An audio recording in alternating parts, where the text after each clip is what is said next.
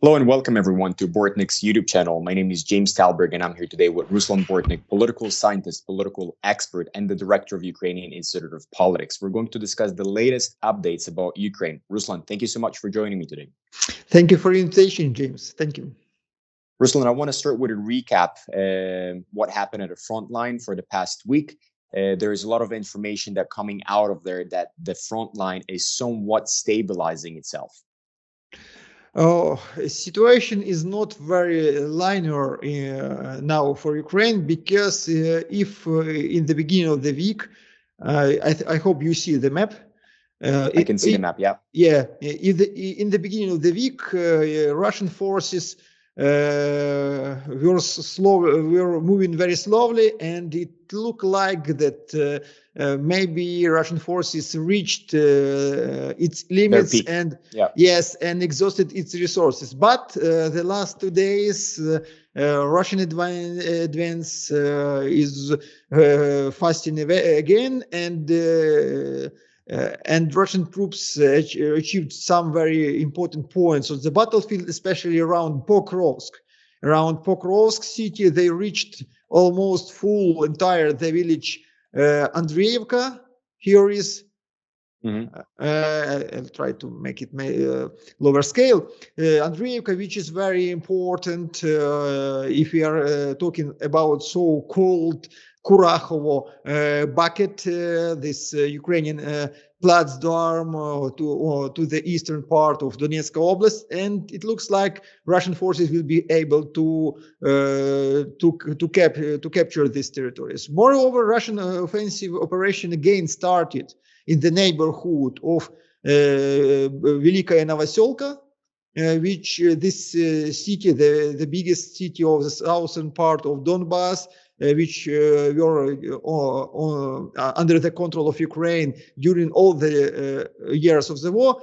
Russia captured this city a few weeks ago, and now Russia started that a new offensive operation in this direction to the direction of Dnipropetrovsk Oblast and the last part of the Donetsk Oblast.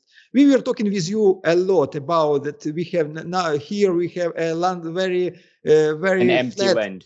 Yeah, empty land, and very flat landscape, which is making the possibility to the offensive operation, because it's very difficult to hide the troops, to build the fortification there, and so on. So Russia is continuing its offensive operation. Moreover, Russia continue offensive operation in Toretsk, which is almost captured.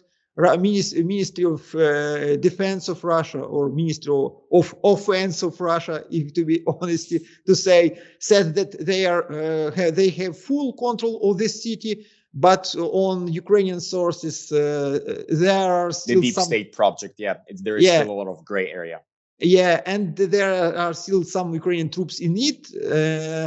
Also, Russia was partially successful in the platforms in the right bank of the river of Oskil, which is growing up during the week. Russia was able to make some cuts in Kursk region to shortage Ukrainian controlled territory of Kursk region during the week. For example, now Ukraine controlling is 121 square kilometers of the territory.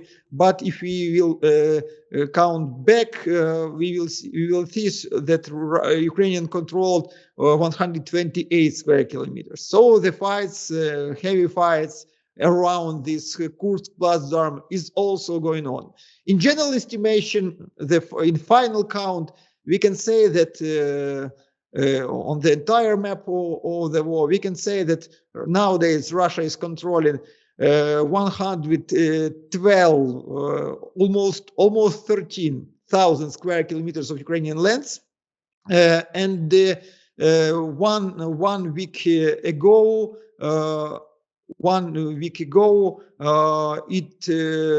During the week, Russia were able to capture about 50,000. Near the 30 square kilometers of entire Ukrainian lands.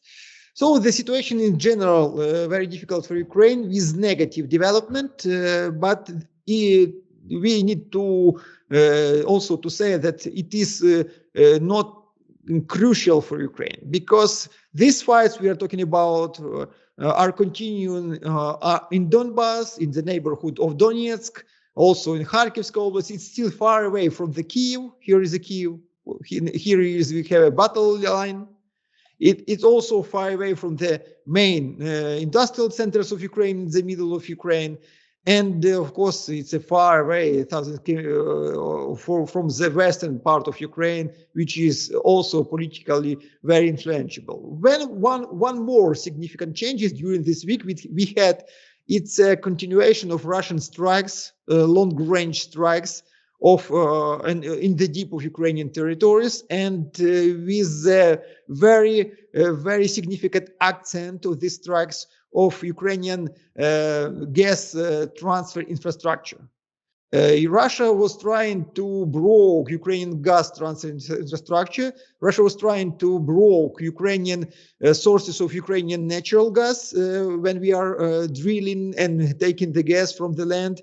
Russia was trying to block our energy facilities during the week. It leads to the situation when Ukraine now is not gas sufficient, and now we have to buy very expensive gas from the West, from the European Union, which is of course lowering the entire Ukrainian economical situation. And just to add a little bit of a history, I think the transition of the gas from Russia to Ukraine ended. The contract has ended in 2025 or late 2024. And right after that, Russia has started striking the gas infrastructure in Ukraine. Yes, is that correct? yes, you're right. The contract agreement between Ukraine and Russia ended in December 31, 2024, in the last day of the last year. And after it, Russia changed the goal of the target of Russian strikes on Ukrainian gas infrastructure. But we also need to say, to be honest, to say that Ukraine still transferring Russian energy resources. We are talking about the oil pipeline, Druzhba, Friendship, which is going through the Russian lands and Belarusian lands and Ukrainian lands. And through this pipeline, the Russian oil through Ukrainian lands go to the West, go to the Hungary and other countries. So we have still agreements, commercial agreements between Ukraine and Russia, which both sides are fulfilling. Because I think that the end of Russian gas transit through territory of Ukraine was a question of negotiation between sides, was a question of ability to find the balance, to find the interest in this situation. It was not only a political question, because I can't imagine the situation, for example, during the Second World War, when the sides which are fighting, existential fighting each against the other, are at the same time doing a very great trade between each other.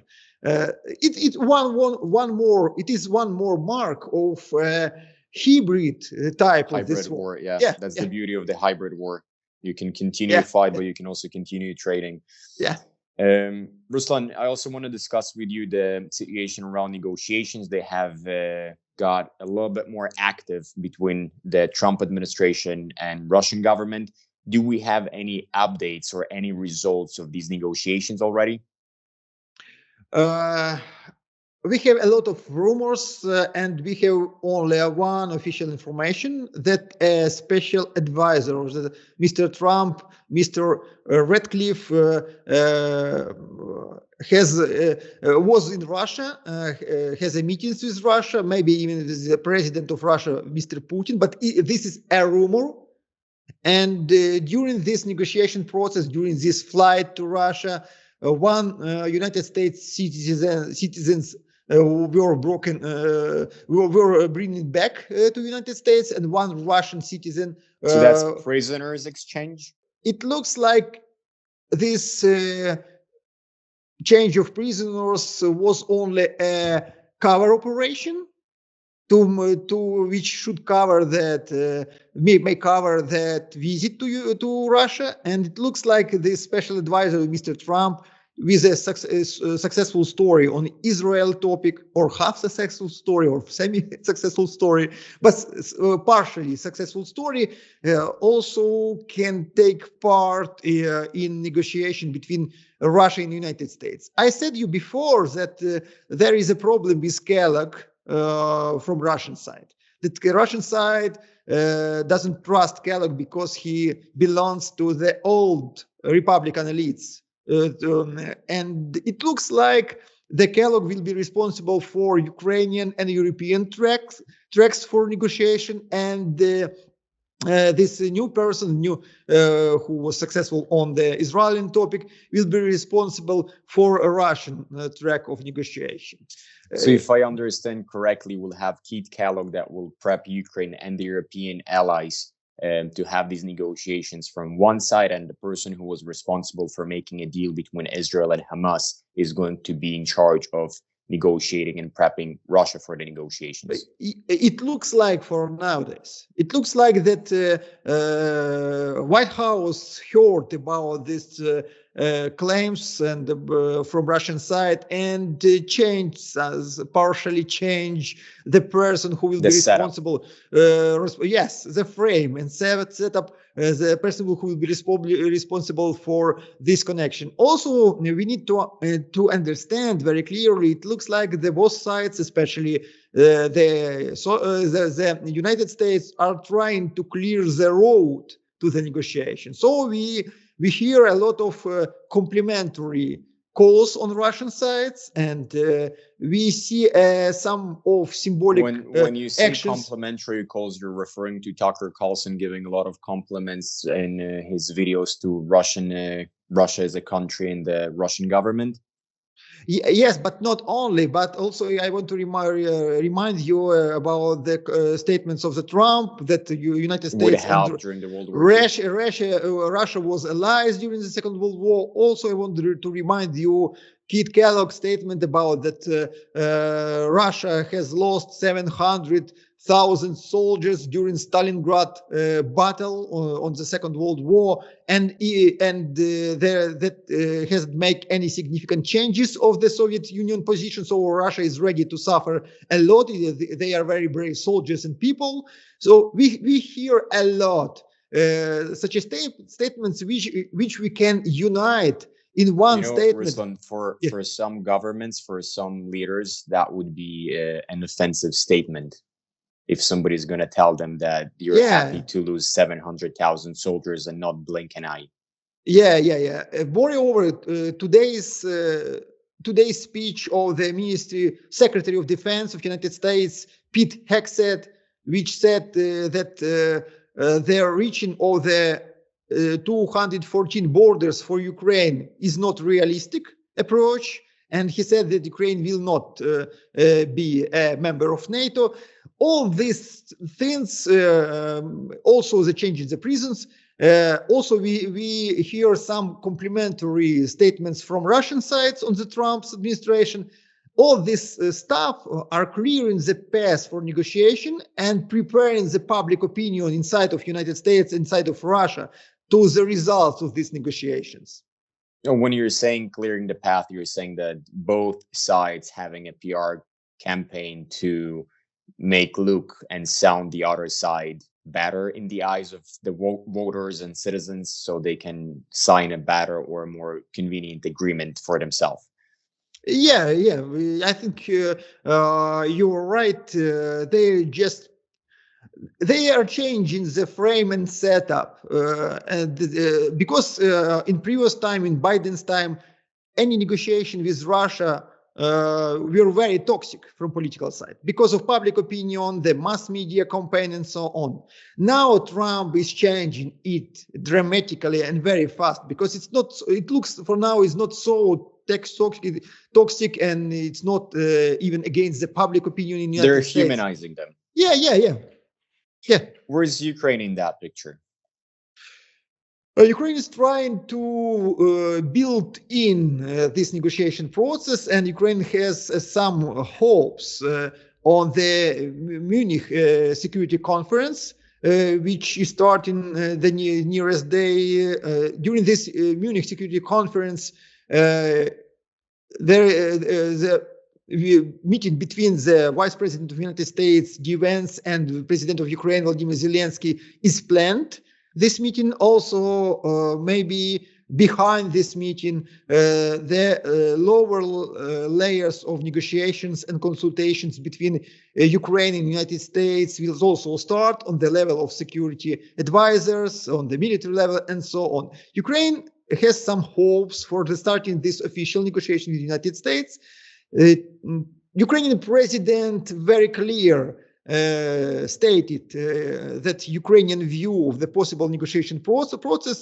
Today, Zelensky said in his interview to the British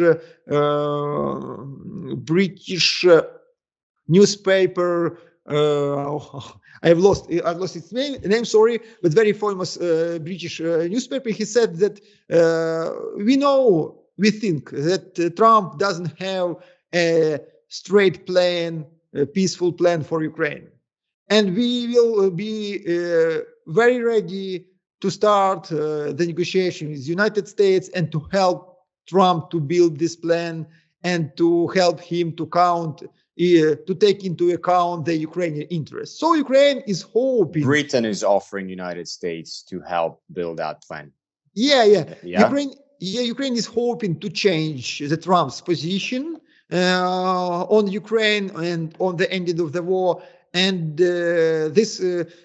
with this hope, we are entering this negotiation. But of course, it's a not very good sign for Ukraine that negotiations between United States and Russia has already started, and Ukraine without Ukraine. Yes, without Ukraine, and we are still out of this process. This is a very bad mark because we may be late in this process. United States-Russian agreement could be much earlier than negotiation between Ukraine and the United States will start. Do you think that would be possible for Ukraine to just go and start having direct negotiations with Russia by themselves as well? Like, it looks to me like that's going to be the only way how they can click themselves into that negotiation track. I think it is very difficult for Ukraine, but it's possible. Would you say that that's going to be a power move for Ukraine? Not only, of course, it could be a pressure from United States side, personal pressure of the Trump, but also Ukraine is trying to trade this readiness to take part of this trade negotiation. Ukraine is trying to change it for additional support from United States sides, from a possible security guarantees on something like this. So it's not a problem. It's not a fatal problem to start this trade negotiation. It's a question of the price. Who and which price will be acceptable for Ukraine for such kind of participation? Are you anticipating to have any announcement in the next week or two in terms of the outcomes from these negotiations between the Trump administration and the Russian government? I think maybe next week we will see the higher level stage of negotiation. Maybe there will be a public call between presidents, even, or the higher level than now we will see, and more public level we will see. But I am not waiting still some common peaceful plan, because even if this document will be prepared, I don't believe that it is possible in so short term. But if it will be prepared, the United States needs some time also to show it and to discuss it with the European partners and Ukraine also. Of course, the United States and Russia are able to reach an agreement, but they are not able to fulfill it without Ukraine and Europeans. That makes sense. So basically, for now, we're only following up with the situation, how the relationship is scaling up between the Trump administration and the Russian government. And later on, we can potentially see a direct call. After the direct call, I would assume they can potentially meet, but that doesn't mean that there is still a document in terms of the ceasefire or a potential peace agreement. Can you rephrase this question, because I'm not quite clear? That was not a question. I was just trying to summarize your perspective, if I understand it correct. So, like, we're just witnessing that the Trump administration and the Russian government, they're scaling up their relationship. Basically, they're humanizing each other, and they start from cover-up missions like prisoner exchange to start these connections.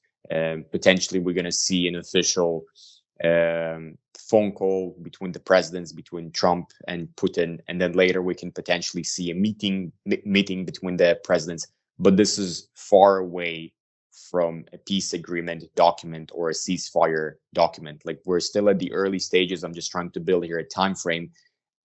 After they humanize each other, after they build that potential relationship to have these negotiations, there is still months to come before we'll have a document that is ready on the table to be proceed with. Or this is something that they can push fast, and like in a matter of weeks or a month or two, we can see a peaceful agreement, not just written, but also being taken into practical steps.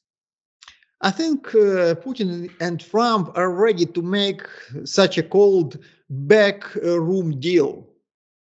They are ready to make such a deal, but they need a special cover for this deal, which makes this deal acceptable for another sides and societies.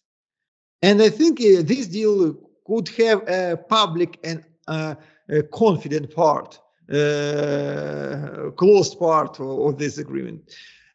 But I don't believe in very fast negotiation process. I think this negotiation process could last at least 6 months, and maybe in the middle of in the second half of summer or in the beginning of the fall, we will go on the finish straight of this negotiation process, or the finish line. But then we will in the end, there will not be in the end of the negotiation will not be the end of this process, because that will be against the crossroad. And if this negotiation process will not be very successful, we could wait or additional military escalation, or we could be faced with the United States withdrawal from Ukrainian crisis, and in terms of providing help. Yeah, and you back in and bringing on European shoulders this problem and putting this problem on Ukraine. Do you think Europeans can carry that challenge? In terms of finance, in terms of military perspective, partially, but they don't have an ocean between Ukraine and Europe Union like United States has. So the Europe Union is not able to avoid this situation, just not able. So it means that in any case, in situation of any scenario, Europe Union has to be in this situation, has to put the sources, to put the presence in this situation. Trump knows this very clearly, and it's also a methods and tool of pushing the European Union for the faster acceptance of a peaceful deal or the peaceful proposals from the Trump situation. So in the end, maybe in the autumn, we will be again in the crossroad. Further escalation, United States withdrawing of the situation, Russian new attempts to reach more Ukrainian lands, Ukrainian government in the face of political crisis and necessity to make a new election, to find a new support and new unity inside of Ukrainian society.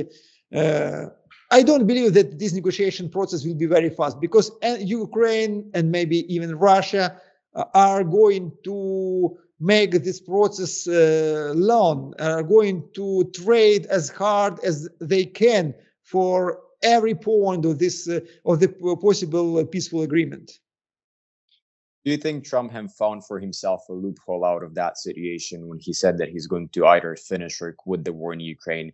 It looks to me right now that he's going to push hardcore to initiate negotiations, to try and have those negotiations, to try and achieve a ceasefire or a peaceful agreement. And he's going to humanize the Russian government, the Russian country, Russians. And he'll try to, like, I believe that he'll honestly try to push it. He said when he was elected as a president in his inauguration, he said that he wants to be a peace president and bring peace to the world. So from one perspective, it looks to me like he's going to give that honest push to try and stop that war.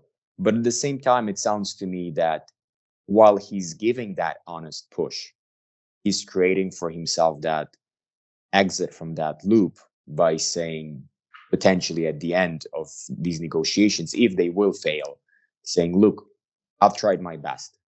I've honestly gave my best shot.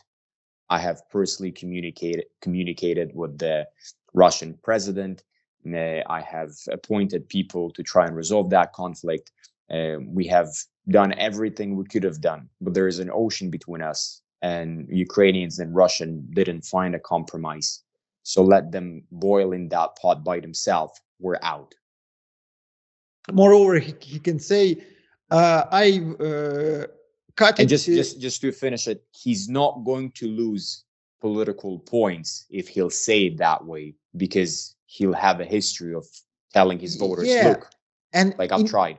Yeah, and in every case, Trump will not lose, because even in the worst case, he will say, I've saved a lot of money, $billions of dollars. Yeah, we are out of this situation. We saved a lot of money. We saved hundreds of billions of United States dollars.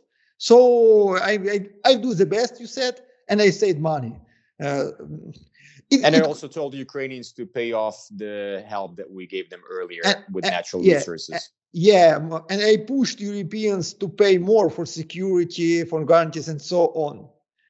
So the situation for Trump is not so dramatical. It's not so crucial for that's what I'm saying. It looks in any development, and it scares Europeans, because they understood that it means that Russia will achieve an advantage in this situation, because without United States weapon, without United States presence, intelligence, and so on, or with limited presence in these topics, Ukraine will be losing less, Russia will be growing up, and Russian demands will be growing up, and this will be a significant problem for Europe. So Europeans are very scary. Moreover, if we are taking into account, Europeans had those 3 years to prep for that. I think there is still some countries that haven't contributed their 2% of GDP into NATO. Yeah, you are right, but 5% is not possible even for Germany, because Trump now demands 5% of GDP to the NATO contributions and so on. But for example, the Ministry of Defense of Germany, Pistorius, said 5% of GDP of Germany means 42% of the state budget, of federal state budget of Germany. It's impossible. It's impossible. Unless they go into socialism. Yeah, or they let's go in the best way. In the worst way, they will go to the national socialism. Yeah, we've seen that before. Yeah, it's not good scenario. So I think these contributions from Europe countries is not quite possible. Most of them in Europe. So because European countries now are preparing of the absence of United States in Europe and in the European NATO, they are preparing plans how they will be defending without United States. Which spheres of the defense are crucial with the United States presence? Which spheres could be substituted by European capabilities, and so on, so on. This is very serious dialogue nowadays in Europe. Moreover, I want to to mark that the post of Elon Musk these days about that NATO needs to be rebuilt, reformed very, very, very deep. It looks like United States are revising its own role in the NATO, and they are not going to cover near the 70 or even 80% of NATO capabilities, military capabilities, like it was in the previous years. It's an interesting perspective. Ruslan, I think that's a topic by itself. I think that's an interesting conversation to discuss how European Union is viewing the end of the war in Ukraine or potential United States help and aid and influence withdrawing from that region and withdrawing from Ukraine. And as you mentioned before, NATO expenses. I think this is something that we should have a conversation by itself and also break down how European Union is prepping and how they can potentially either reform NATO, or there was a lot of conversation around building European army and the European defense system that will defend Europe from potential invasions, threats, and attacks. But for today, thank you so much for your comments and insights. And friends, please subscribe and let us know if these kind of topics are an interest of yours, or you have any specific questions that we can bring up during these conversations. Thank you again. Thank you, James, and thank you, friends, for watching this video. Bye-bye.